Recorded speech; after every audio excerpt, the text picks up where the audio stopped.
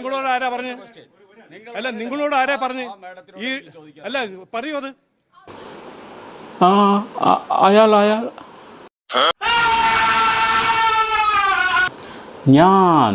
ഞാനാണ് പറഞ്ഞത്. നിങ്ങളുടെ ഏത് ചാനലാണ്? കൈരളി TV. മതി അവിടെ ഇരുന്നാ മതി അവിടെ. ചോദിക്കരുത്. എന്താണ് പ്രശ്നം? കൈരളി എന്താണ് പ്രശ്നം? ആശാന് ജനൻ TV മതിയോ? കർമ്മ അതാണെങ്കിലും ഓക്കെ അല്ലേ? ഇന്നലെ ഒരു സൂയിസൈഡ് ചെയ്ത കൗൺസിലറാണ്, മനസ്സിലായില്ലേ? ഇന്നലെ ആത്മഹത്യ ചെയ്തത് താങ്കളുടെ പാർട്ടിയിൽപ്പെട്ട ആളല്ലേ സാറേ?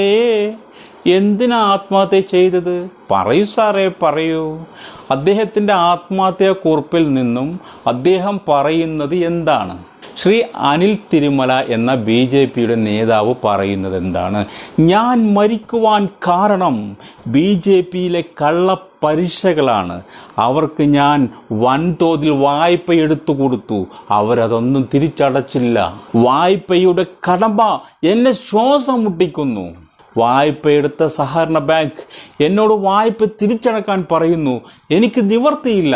ഞാൻ ഇക്കാര്യം എൻ്റെ അനുയായികളോട് പറഞ്ഞു നോക്കി, അവർ ഒന്നും ആ വായ്പ തിരിച്ചടക്കാൻ കൂട്ടാക്കുന്നില്ല. ഞാൻ എന്ത് ചെയ്യും? പറയൂ. അതുകൊണ്ട് ഞാൻ എൻ്റെ ജീവിതം ഇവിടെ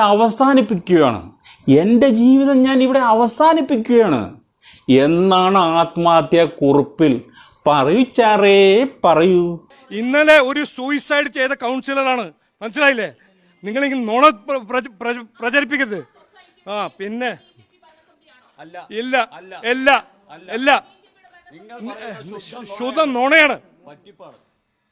നിങ്ങൾ നുണ പറയുന്ന ചാനലാണ്. ഒരു നാണമില്ലാത്തൊരു ചാനലാ. അല്ല, മരിച്ച ഒരാളെ കുറിച്ച് ഇങ്ങനെ പറയുന്നത് നാണല്ലേ നിങ്ങൾക്ക്? എന്തിനാ സാറേ ഇങ്ങനെ പ്രകമ്പനം കൊള്ളുന്നത്? ന്യായമായ ചോദ്യങ്ങൾക്ക് ഉത്തരം തന്നേ പറ്റൂ. വെറുതെ BP അടിച്ചിട്ട് ഒരു കാര്യമില്ല. BJPയുടെ നേതാവ് തിരുമല അനിൽ ആത്മഹത്യ ചെയ്തത് എന്തിന്?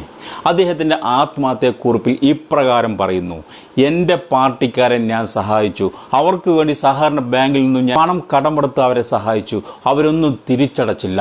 അതുകൊണ്ട് എൻ്റെ ജീവൻ എനിക്കിവിടെ അവസാനിപ്പിക്കേണ്ടി വന്നു. ഇതാണ് അദ്ദേഹത്തിൻ്റെ ആത്മഹത്യാക്കുറിപ്പ്. ഇതിനെപ്പറ്റി താങ്കൾ എന്ത് പറയുന്നു? ജനങ്ങൾക്കറിയുവാൻ ആകാംക്ഷയുണ്ട്. കേരളത്തിലെ പ്രബുദ്ധരായ ജനങ്ങൾക്ക് ഈ സത്യം അറിയണം. എന്തുകൊണ്ട് തിരുമല അനിൽ സാർ ആത്മഹത്യ ചെയ്തു? കേരളത്തിലെ പ്രബുദ്ധരായ ജനങ്ങളുടെ ചോദ്യചിഹ്നങ്ങൾ 1000 ക്രൂരമ്പുകളായി നിങ്ങളുടെ മാറിൽ തറക്കും. നിങ്ങൾ ഉത്തരം പറഞ്ഞേ മതിയാവൂ.